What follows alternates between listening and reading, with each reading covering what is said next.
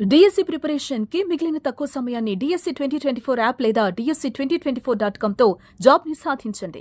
Welcome to Suman TV. బార్డర్లో యుద్ధం అయిపోయింది, ఇక ట్విట్టర్లో స్టార్ట్ అయింది. విచిత్రంగా ఉంది కదా.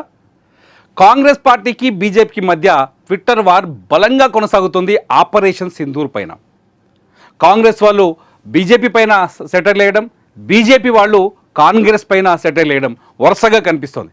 ఆల్రెడీ నేనున్న నా వెనకాలన్న ఈ బీజీలో ఈ ఫోటోలో మీకు స్పష్టమైన క్లారిటీ రావచ్చు.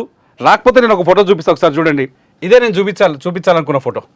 ఇందులో మీకు ఎంతమంది కనిపిస్తున్నారు ఒక్కసారి అబ్జర్వ్ చేయండి. ఇందులో మీకు ఎంతమంది కనిపిస్తున్నారు?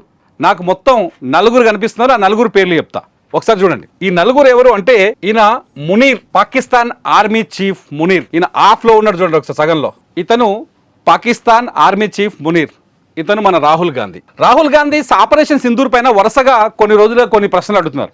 ఏంటంటే, ఆపరేషన్ సింధూర్లో భారతదేశానికి సంబంధించిన ఆయుధ సంపత్తిలో ఉన్న విమానాలు, జెట్ రాకెట్స్ విమానాలు, రాఫెల్ యుద్ధ విమానం పాకిస్తాన్లో నిజంగానే నేల కూలిందా?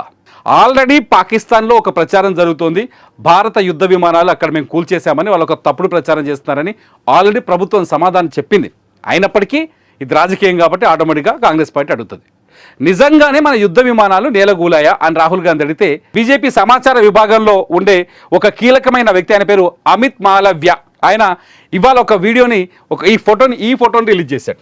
ఈ ఫోటోని రిలీజ్ చేసి రాహుల్ గాంధీ నోట ఇంకా పాకిస్తాన్ మాట వినిపిస్తూనే ఉంది, పాకిస్తాన్ ప్రతిబింబిస్తోంది రాహుల్ గాంధీ మాటల్లో. అందుకే ఆయన యుద్ధవీరు పాకిస్తాన్ ఆర్మీ చీఫ్కు సమానంగా కనిపిస్తున్నాడంటూ రాహుల్ గాంధీ ఫోటోని సగం, మునీర్ ఫోటోని సగం, రాహుల్ గాంధీ ఫోటో సగం వేసి ట్వీట్ చేశాడు. ఒక్కసారిగా ఇది రాజకీయ దుమారానికే కారణమైంది. బీజేపీ రాహుల్ గాంధీకి ఈ విధంగా కౌంటర్ ఇస్తే, అదే సమయం ఎప్పుడైతే ఈ ఫోటో రిలీజ్ అయిందో కొద్దిసేపటికే మరో ఇద్దరు ఉన్నారుగా, వీళ్ళని గుర్తు ఒకసారి చూడండి. కొద్దిసేపటికే బీహార్ కాంగ్రెస్ ఈ ఫోటోని రిలీజ్ చేసింది. ఇందులో నరేంద్ర మోదీ మన ప్రధానమంత్రి ఉంటే, ఇందులో నవాజ్ షరీఫ్ ఉన్నాడు, పాకిస్తాన్ మాజీ ప్రధానమంత్రి నవాజ్ షరీఫ్. బిర్యానీ తిందామా దీనికి క్యాప్షన్. కాంగ్రెస్ వాళ్ళు, బీహార్ కాంగ్రెస్ అంటే, గతంలో ప్రధాని నరేంద్ర మోదీ తొలిసారి భారతదేశానికి ప్రధానమంత్రి అయినప్పుడు పాకిస్తాన్తో సత్సంబంధాలు నెలకొల్పాలనే ఉద్దేశంతో ఆయన ఒకసారి దుబాయ్ నుంచి నేరుగా ఇస్లామాబాద్ వెళ్ళిపోయారు. నవాజ్ షరీఫ్ ఇంట్లో వాళ్ళ మనవరాలు పెళ్లి జరుగుతున్న సమయంలో ఆ పెళ్లికి అటెండ్ అయ్యారు. నిజానికి ఫార్మాలిటీకి నవాజ్ షరీఫ్ ఆహ్వానించాడు ప్రధాని మోదీని. భారత ప్రధాని పాకిస్తాన్లో అడుగు పెట్టడం, అది ప్రధాన బీజేపీ ఆర్ఎస్ఎస్ మూలాలున్న పార్టీ, అటువంటి పార్టీ నుంచి ఈ దేశాన్ని పరిపాలిస్తున్న భారత ప్రధాని పాకిస్తాన్లో అడుగుపెట్టడం నిజంగా సెన్సేషన్. అప్పుడు ప్రపంచం మొత్తం మాట్లాడింది.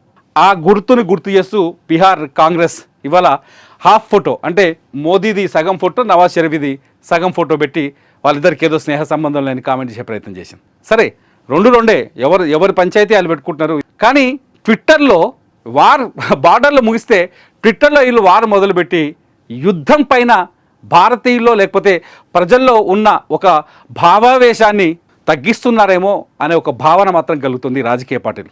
రాజకీయ ప్రయోజనాల కోసం వాళ్ళని కాపాడుకోవడం కోసం, వాళ్ళ ఓటు బ్యాంకుల కోసమో ఇదంతా మనం చెప్పాల్సిన పని లేదు.